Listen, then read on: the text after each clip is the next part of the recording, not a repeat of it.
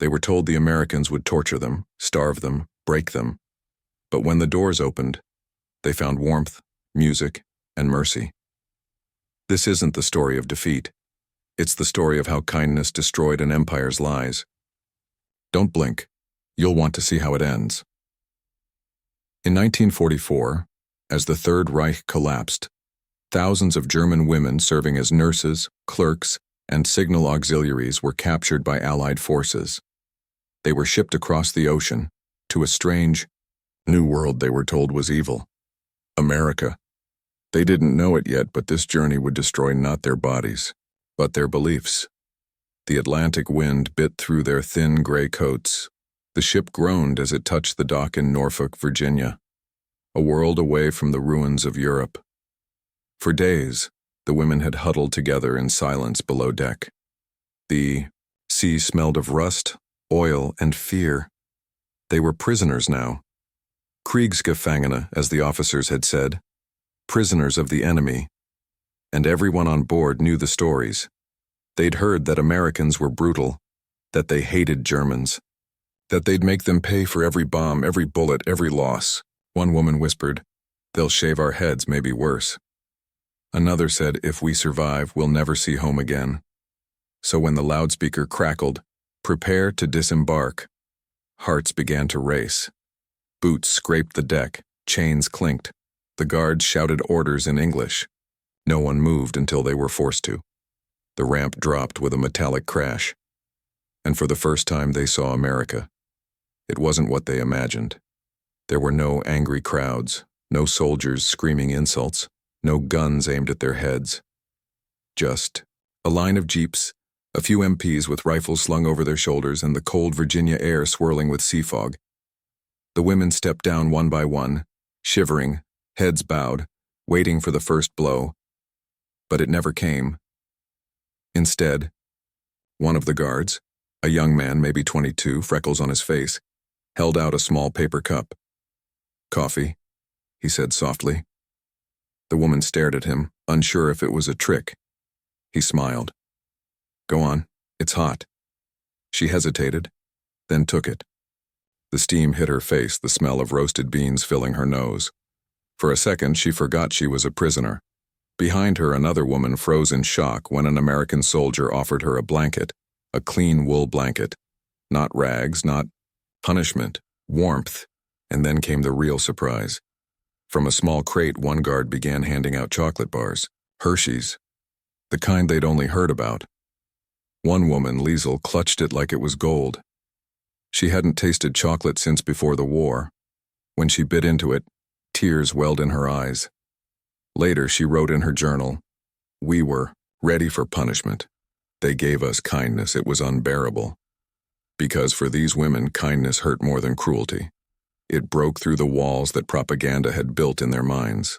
How could these men, these enemies, show mercy when their own leaders had taught them mercy was weakness? As they walked toward the waiting trucks, the women whispered among themselves, "Maybe it's just for show. They'll change once we're inside the camp." But hours later, when they arrived at the POW compound, the same pattern repeated. Warm soup, bread, blankets, hot water, no beatings, no screams, no humiliation, only silence, order, and a strange, almost disorienting decency. At night, inside, the barracks, one woman couldn't sleep. She whispered into the darkness, "Do you think they pity us?" Another replied, "No, I think they see us." For the first time in years, someone had looked at them not as soldiers, not as enemies, but as human beings. Outside, a guard patrolled with a flashlight.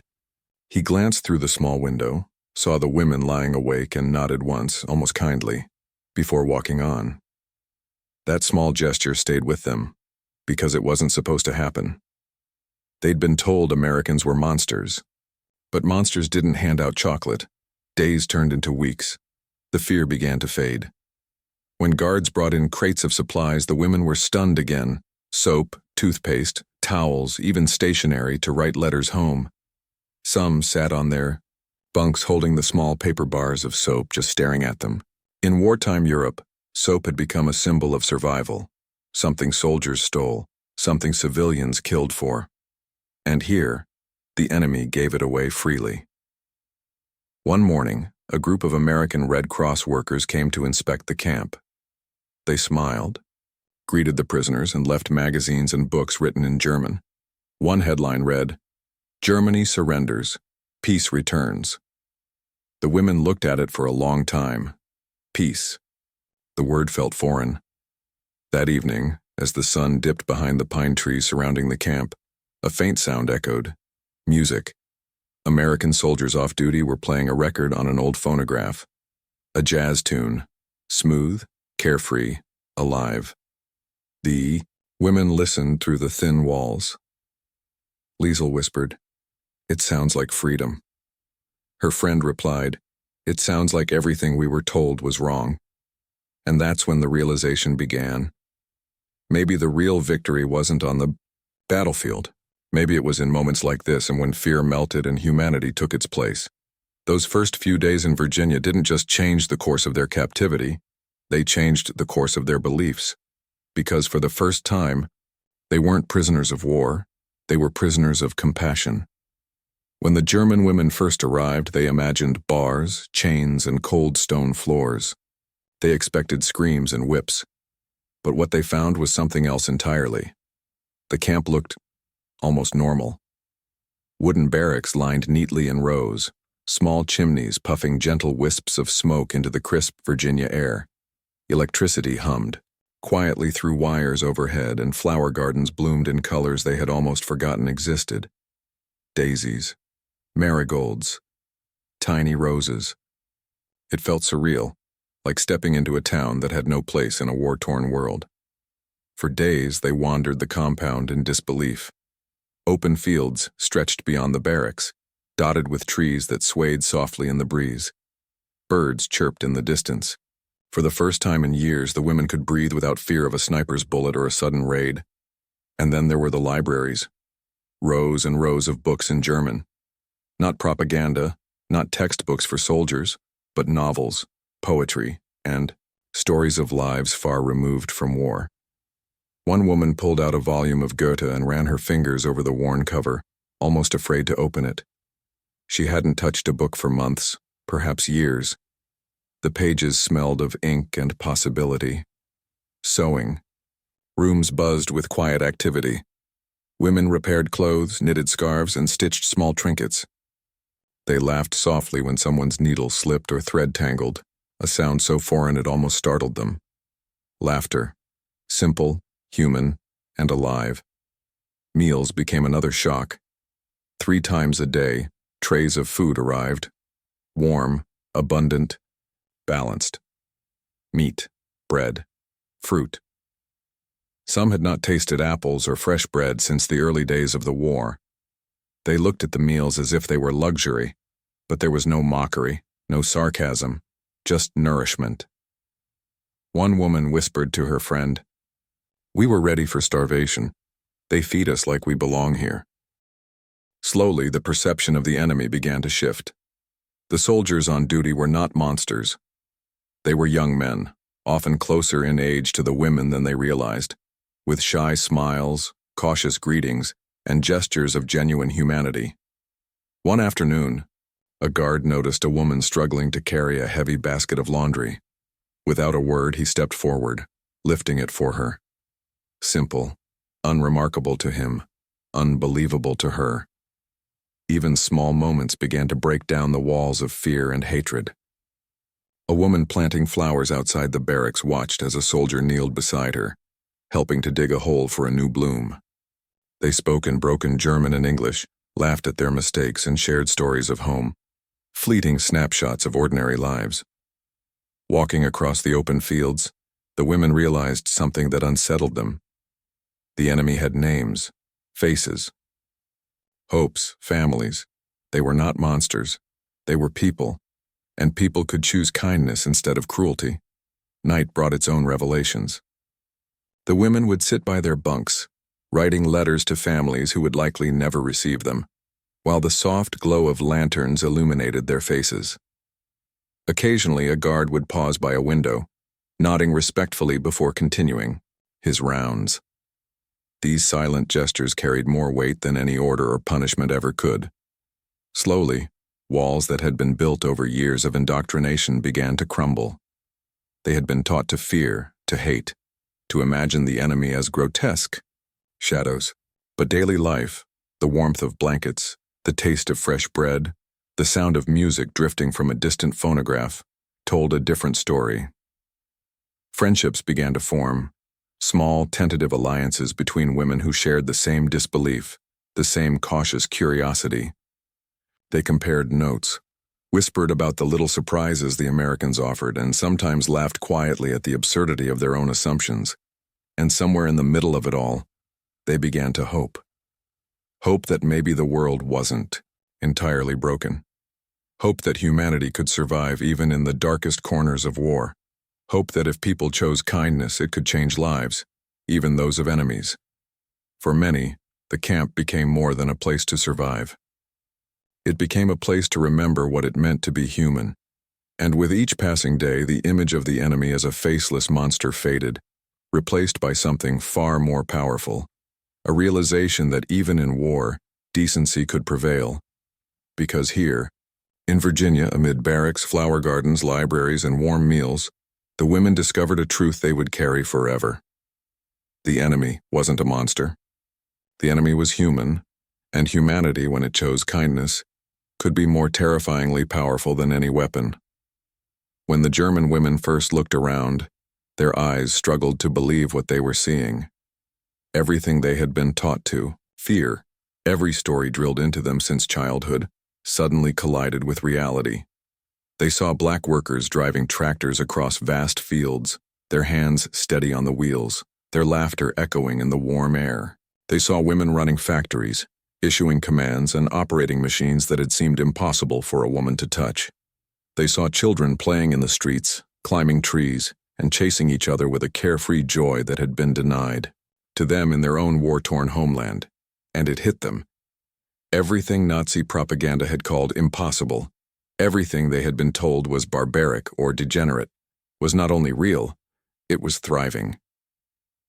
One woman turned to another, her voice, barely above a whisper, trembling between disbelief and wonder. "Is this America?" Her friend nodded, equally stunned, as they watched a group of men and women working together in perfect harmony, sweat on their brows, smiles on their faces. There was no cruelty here, no fear, no punishment for mistakes. It was just life, normal life. Memories of indoctrination flashed through their minds. They had been told Americans were savages, incapable of mercy, driven only by greed and brutality. The stories were designed to terrify, to shape obedience and hatred. Yet here, before their very eyes, the reality was almost jarring in its simplicity. People being decent, people being human. A few of the women found themselves wandering into local markets or watching children in schoolyards. They were stunned at the laughter, at the joy, at the energy of a society that seemed so vibrant and free. One young girl, no older than 12, waved shyly to a German woman passing by. The woman waved back, unsure what to make of this small, innocent act of friendliness. It was terrifying, in a good way. Small kindnesses were unfamiliar and yet profoundly moving. Even the smallest gestures carried weight. A worker offered one of the women a piece of fruit. Another smiled warmly as they passed by. There were no sirens, no curfews, no fear in the eyes of those around them. Just life. Full, messy, vibrant life. One woman later wrote in her diary, "We were told Americans were barbarians, incapable of decency. But they treated us better than our officers ever did, better than anyone we had ever known. The more they observed, the more their internal defenses crumbled. Fear gave way to curiosity, hatred softened into amazement, and the rigid walls built by years of propaganda began to crack. They began to ask questions. Why did people work together without orders? Why did strangers offer help without suspicion? Why were children allowed to play freely without constant supervision or indoctrination? Every answer they received, in small, everyday actions, contradicted a lifetime of lies. And with each contradiction, the world they had been taught to fear became less and less real. The enemy they had imagined as cruel and monstrous began to seem almost ordinary, human, vulnerable, complex, capable of kindness, laughter, and generosity in ways that had been inconceivable to them. Some nights, they sat quietly in the barracks, recounting what they had seen during the day. They laughed softly at the absurdity of their own indoctrination, shook their heads in disbelief, and sometimes even cried quietly at the injustice of having believed such lies for so long. The transformation wasn't sudden, but it was profound.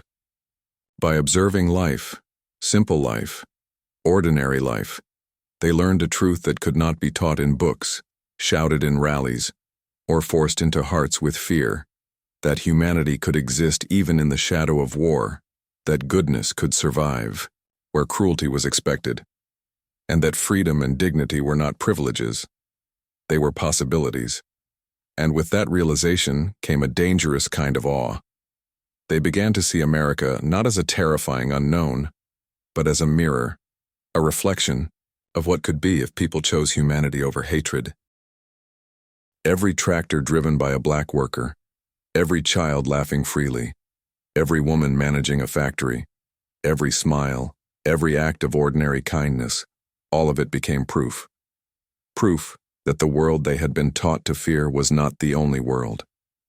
Proof that their beliefs, their fears, their hatred could be wrong. By the time the days passed into weeks, the shock had settled into understanding. They had seen something bigger than propaganda, bigger than war. They had glimpsed the raw power of decency, and it changed them in ways they would never forget. The enemy, they realized, was not the people around them. The enemy had been fear, ignorance, and lies. And in Virginia, among the fields, factories, and laughter, those enemies had been defeated, not by guns, but by the quiet, unstoppable force of humanity. On Christmas Eve, 1944, the cold of Virginia seemed sharper than usual. Snowflakes danced lazily through the gray sky, settling on the frozen ground. Inside the camp, the German women huddled together in their barracks, wrapped in threadbare blankets, hearts heavy with fear and suspicion. They had expected misery, cruelty, and cold indifference. But that night, something entirely different, something unforgettable, was about to happen. As the sun began to set, the air inside the camp changed. The clatter of boots on the wooden walkways became more purposeful, more deliberate. Guards, normally distant and stern, were carrying something. At first, the women could not make out what it was. Then they saw it. A Christmas tree, small but beautifully decorated, adorned with candles that flickered like tiny stars, ornaments shining faintly in the dim light. Around the tree were gifts, socks, sweets, and handwritten cards sent by local American families, each one a token of thoughtfulness that felt almost unimaginable in the midst of war. The women froze. Confusion rippled through the group. Whispers passed between them. Why are they doing this? Before anyone could speak further, soft notes began to fill the room. A church choir had appeared, their voices lifting in harmony, singing Silent Night, but in German. The familiar melody, once a symbol of home and family, now echoed through a foreign land, mingling with the crackle of candle flames. Tears welled in their eyes. Some covered their mouths, unable to stop sobbing. Others sank to the floor, overcome with emotion. They had expected punishment, they had expected hatred.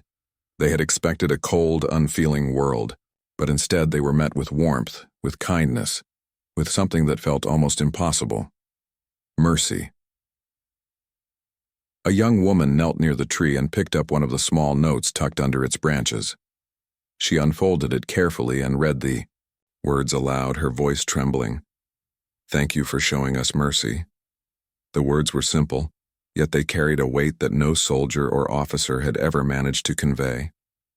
In that moment, the war, or at least the hatred it had instilled, seemed to pause. It didn't end, of course. The guns were still silent for now, the conflict far from over. But for those who had expected only cruelty, that one night shattered the walls around their hearts. Hatred did not vanish, but it was softened, cracked open by something far more powerful: human compassion. The women lingered near the tree, each one holding a small gift or card, tracing the handwriting with trembling fingers. They whispered quietly to one another, sharing fragments of memory, of homes they had left behind, of families they feared they might never see again. Each gift was more than an object. It was proof that someone somewhere had seen them as human beings, not enemies. Outside, the snow continued to fall, muffling the sounds of the camp and wrapping the world in silence. Inside, a sense of wonder and disbelief hung thick in the air. Guards watched quietly, giving the women space, and in that gentle, unspoken acknowledgement the prisoners felt, for the first time, that they were safe, that someone cared, that goodness could exist even in a world torn apart by war. Some of the women later wrote about that night in their diaries. One recalled the smell of pine from the tree mixed with the faint aroma of melting candles. Another described the sensation of holding a warm sock, the soft touch a stark contrast to the harshness they had come to expect. They remembered the songs, the voices rising in perfect harmony, the way each note seemed to whisper, "You are not forgotten. You are not hated. You are human." By the time the choir finished and the candles burned low, a quiet understanding had settled over the barracks. The women returned to their bunks, but the memory lingered, like a spark in the darkness. They slept that night not with fear, but with awe, with a fragile hope that perhaps even the unlikeliest acts of kindness could change hearts. That Christmas Eve, 1944, inside a small camp in Virginia, something extraordinary happened. The war did not end. The world was still harsh, uncertain, and filled with pain, but for a single night the prisoners learned that mercy could exist even among enemies, that compassion could break through fear, and that humanity could survive, even in the most unlikely of places. And as the snow continued to fall, silent and pure, the women whispered to themselves, words barely audible, "We have seen it. We have felt it. Perhaps there is hope." These women arrived as enemies, hearts filled with fear and minds shaped by hatred. They expected cruelty, domination, and humiliation. Instead, they found something they had never imagined: kindness, mercy, and compassion. By the time they left, everything they had been taught to believe about race, war, and nation had been shaken. No bomb, no bullet, no force of arms had changed them. America had defeated them in a far greater way, with humanity, empathy, and the simple, undeniable truth that people could care for one another, even across lines of conflict. And in that realization, something inside them quietly shifted, a fragile, lasting understanding that hate could be replaced by awe, fear by gratitude, and enemies by fellow human beings. History isn't just about who wins wars, it's about who wins hearts. If this story moved you, hit like, subscribe, and share it, because stories like these remind us, even in war, mercy matters.